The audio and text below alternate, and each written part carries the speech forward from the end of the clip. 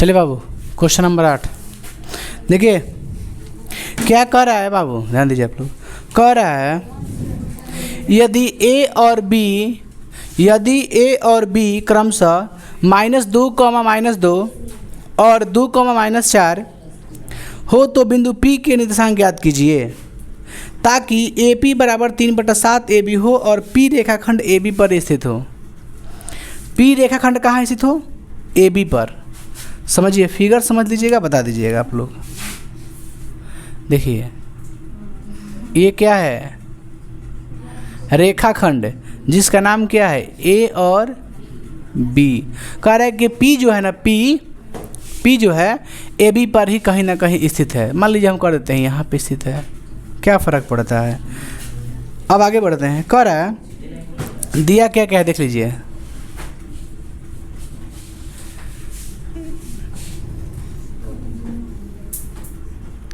AB क्या है? AB एक रेखाखंड है ना, जिस पर P क्या है? स्थित है। बताइए तो A का कितना दिया है निर्देशांक? A का दिया है कितना निर्देशांक बताइए?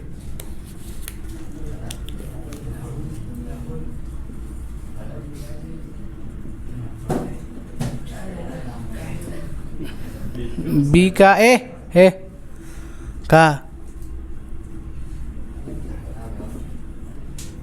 B का दिया है कितना बाबू?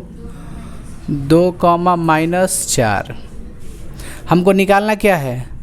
P का निर्देशांक निकालना है ना।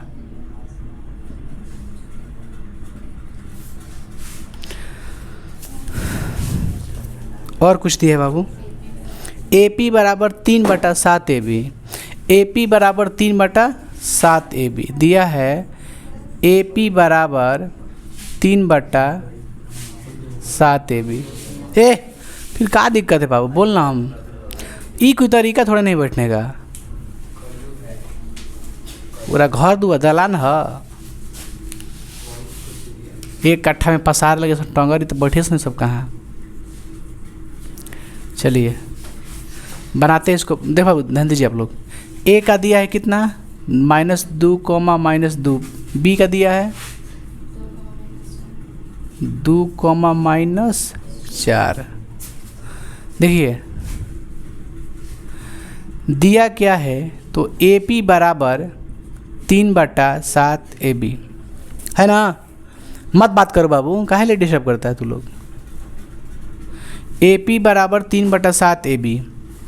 ऐसे क्रॉस गुना करो तो कितना होगा? 7 AP बराबर 3 AB हो सकता है। आप जानते हैं जो जिसका दिखता है उसका होता नहीं है।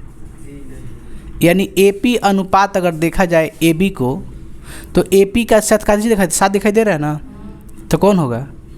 3 होगा। AB के साथ 3 है तो क्या होगा? 7 होगा। आपको इसे नहीं समझते, इसे कीजिए।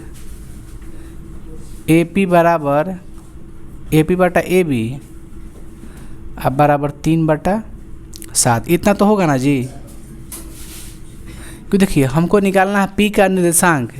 P तो कोई मध्य बिंदु है नहीं। आप समझ पाइए हम क्या बता रहे हैं। P तो कोई मध्य बिंदु है नहीं कि आप मध्य बिंदु का सूत्र लगा सिंपल तरीका से बना दीजिएगा। ठीक है, ई काटा है देखिए कौची में। AP दिया है 3। AP कितना दिया है बाबू? 3 AP है। देखो यहाँ से लेके यहाँ तक कितना है? 3। M का मान क्या है? 3 है। M का मान 3 है। AB है, क्या है? AB है। AB कितना है? यहाँ से लेके यहाँ तक 7 है। देखो यहाँ से लेके यहाँ तक, तो वो N का मान थोड़ी है। 7 N का थोड़ी नहीं मान है। तो अब बताइए BP क्या होगा? N का मान होगा, तो BP कितना होना चाहिए? 4 होना चाहिए। कितना होना चाहिए? 4। क्योंकि यहाँ से लेके यहाँ तक 7 है, हाई वाला इतना 3 है। हम जानते हैं कि पूरा 7 है, इतना 3 है, तो हाई कितना बचा होगा? 4 ना बचा होगा। यानी M का मान कितना हो गया आपका? 3 हो गया, और N का मान कितना हो गया? 4 हो गया। फिगर से आप समझ पा रहे ना? फिगर से आप लोग समझ पा रहे हैं हम क्या बोल रहे हैं? नहीं समझ रहा? सिंपल तो है बाबू, उसमें क्या दिक्कत है। तो अब बताइए हम लोगों ने क्या किया, तो कहिए ए बी में से हमने ए पी क्या कर दिया, घटा दिया। ए बी में से ए पी घटा दिया, इसमें कोई दिक्कत वाली बात नहीं है, आप लोग घबराइए मत। चलिए, तो हम लोगों ने क्या देखा, एम का मान 3 हो गया, एन का मान 4 हो गया। कोई दिक्कत है? आप यहाँ से भी कर लिख सकते हैं अगर आपको मन है तो, कि पी बी बराबर A B minus A P. A B है 7, ई है, हो गया। चलिए अब बनाते हैं।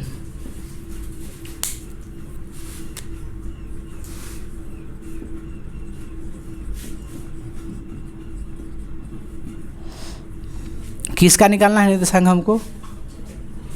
पी का ना।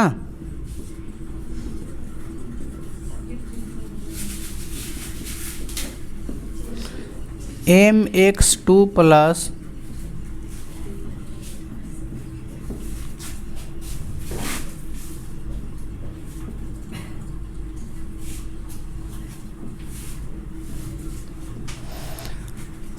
चलिए मान भरिए तो बाबू।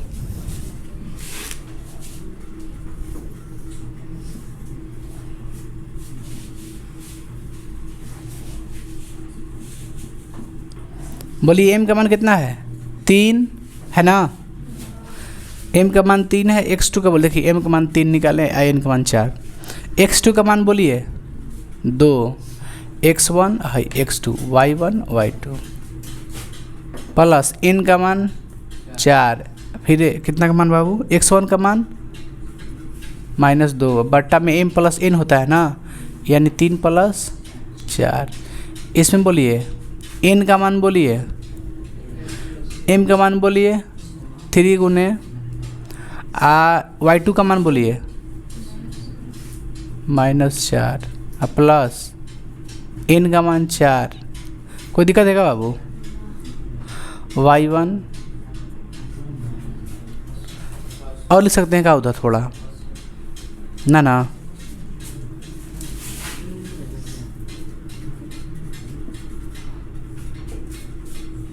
चलिए हम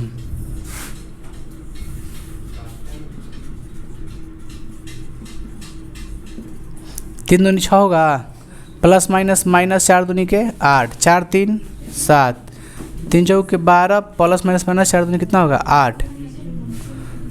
कोई दिक्कत इसमें? आसान तो है। -2 बटा घटाइए 12 8 20 बटा 7। कहीं कोई दिक्कत नहीं ना है? प्लस माइनस में कोई दिक्कत ही नहीं बाबू, आप देख लीजिएगा, कोई दिक्कत नहीं हो। यही होगा आंसर। तब मिला लीजिए आंसर।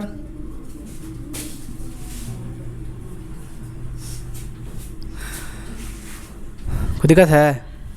चलिए इसको उतार लीजिए, आगे बढ़ते हैं।